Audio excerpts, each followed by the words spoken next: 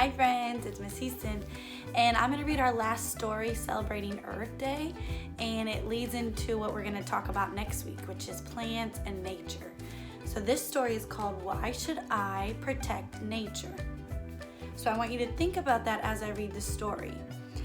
Why you should protect nature, what nature is, and how you can do it at home or out at school.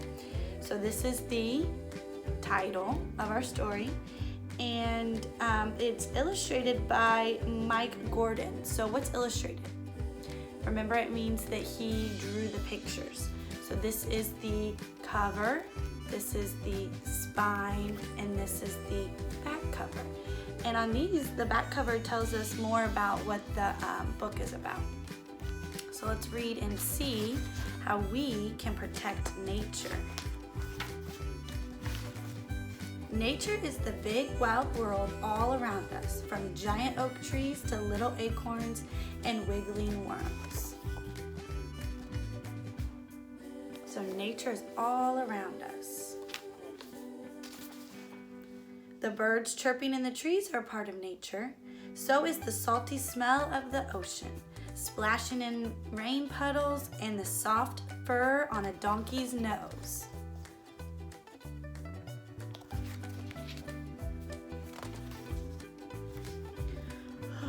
I used to find nature boring or pesky, shoo, yuck, or creepy. But then our class went on a trip. A field trip. Wonder where they went. On our trip, we went to the sea and looked into the tide pools. It was great. On the way home, we had a picnic in a park. We've had a picnic before.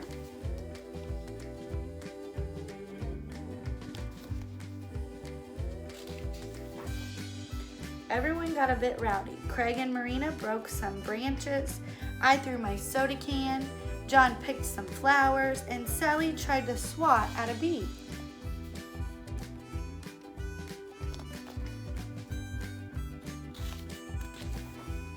Our teacher, Miss Wade, said we should protect nature, not hurt it. Why should I protect nature?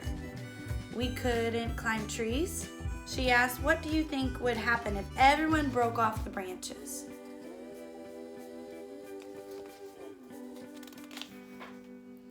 The trees would have no leaves left, and they couldn't grow properly. Birds couldn't nest in their branches. And guess what? What happened if we all picked flowers and swatted bees? What do you think would happen? There would be no flowers left, and we would have no honey for breakfast. And what would happen if we all dropped litter wherever we liked? Remember when we talked about litter and throwing things outside, and we went on our litter hunt?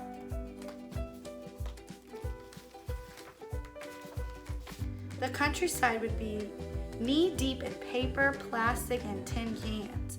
Birds and other animals would choke or get trapped in litter, and they could die.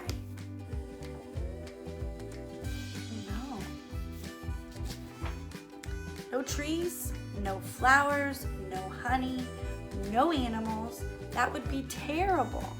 So how can we help nature instead? What do you think they're going to do to help nature? Instead of picking flowers, we could plant flowers in a corner of the garden. Butterflies and bees love flowers, so they'll visit too.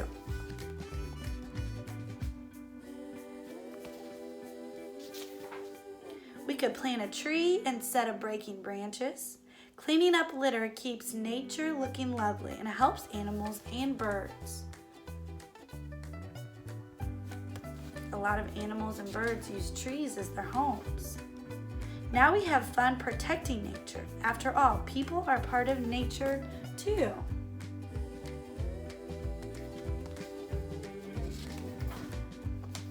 The end. So what's one thing you learned to help protect nature in this story? And how are you going to start protecting nature? Bye, friends.